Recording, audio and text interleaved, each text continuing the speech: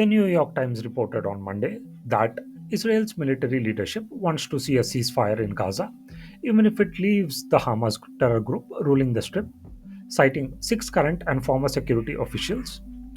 Prime Minister Benjamin Netanyahu quickly responded, stating this was not an option.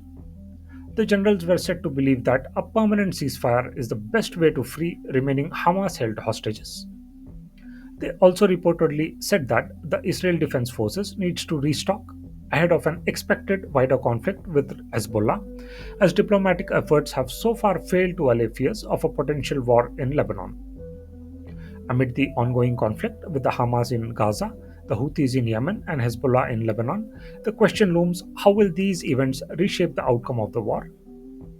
How will Israel navigate the war on three fronts involving the Hamas in the south, the Houthis in the east, and Hezbollah in the north, with massive anti government protests back home? Throughout this video, we will take a close look at these issues and other developments in the region. Hang around till the end of this video and don't forget to hit that subscribe button.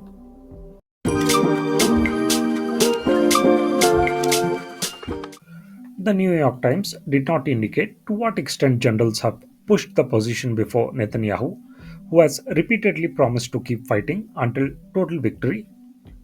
The premier has also said that Israel is running low on munitions, alleging that the White House is withholding arms from the country. In a statement, Netanyahu blasted the anonymous sources who spoke to the US outlet. He said, "We will end the war only after we have achieved all of its goals, including the elimination of Hamas and the release of all our hostages." The Israel Defense Force also responded to that report, saying it was determined to keep fighting until it achieves the goals of the war: the destruction of Hamas's military and governance capabilities, bringing back the hostages, and safely returning residents in the north and south to their homes. The newspaper cited four military officials as saying that fewer reservists are reporting for duty as the war in Gaza drags on. Five officers also said that officers were increasingly distrustful of their commanders after the army's failures on October 7th. Five officials and officers were cited as saying Israel was running low on shells. Some added that the IDF was lacking spare parts for military vehicles, including tanks and bulldozers. Two officers said that due to the shortage of munitions, Israeli tanks in Gaza were not loaded to their full capacity. Netanyahu effected a crisis with the United States over the past 2 weeks after accusing the White House of a diminution in arms shipments to Israel.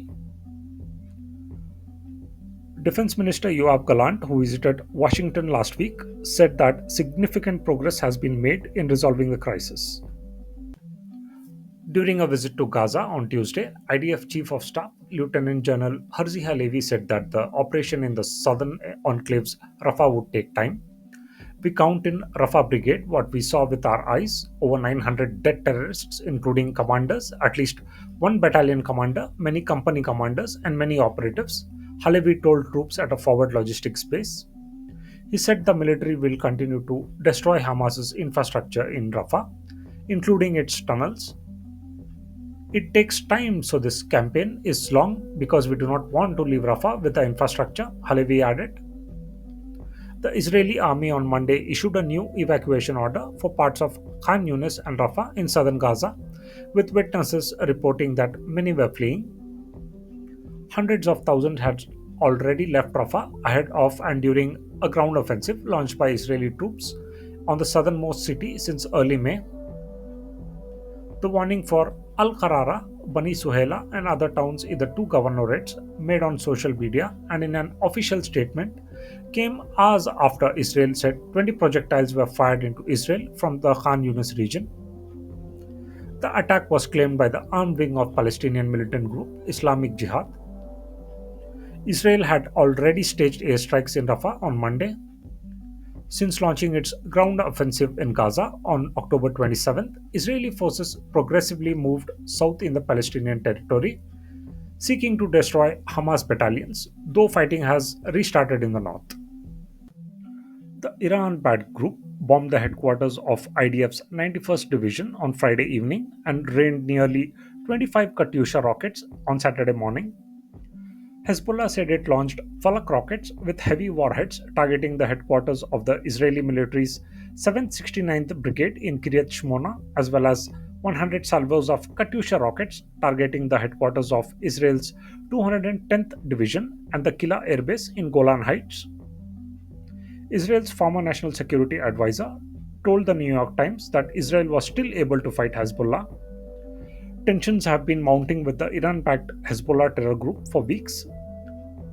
Fires ravaged the north this Monday after rockets launched from Lebanon started them, and a barrage of 15 projectiles hit the largely evacuated city of Kiryat Shmona on Tuesday. Hezbollah said one of its top commanders had been killed in an Israeli attack in southern Lebanon on 3rd July. A third high ranking official in the group to be killed in almost 9 months of cross border fighting that has sparked fears of wider regional escalation. The Lebanese armed group on Wednesday said that Mohammed Nima Nasser, also known as Haj Abu Nameh, had been killed. Former War Cabinet member Benny Gantz warned that Lebanon could soon enough start feeling war if it failed to rein in Hezbollah. Gantz's statement came 2 weeks after the IDF said its senior commanders had approved plans for Lebanon offensive. Later that day, Hezbollah chief Hassan Nasrallah said no place in Israel would be safe from the terror group's missiles. Meanwhile, a senior advisor to Ali Khamenei, Iran's supreme leader, was quoted in the Financial Times on Tuesday as saying that the Islamic Republic would support Hezbollah with all means if Israel launches a war in Lebanon. The report came days after Tehran's mission to the United Nations threatened obliterating war on Israel if it were to pursue full scale military aggression in Lebanon. As we draw to a close, let's take a moment to reflect on the journey ahead. As the conflict goes on, everyone is watching anxiously. The Israeli leadership faces a war fraught with challenges on three fronts, while the future of the region hangs in the balance. The Houthi and Hezbollah intervention in this war, alongside the anti government protests back home, highlight the complexities Israel faces in this war. Stay informed and engaged with the latest developments in the ongoing war and its impact on the region. Subscribe to our channel, post your comments, and join the conversation. Together, we can comprehend and impact the future of global peace and stability.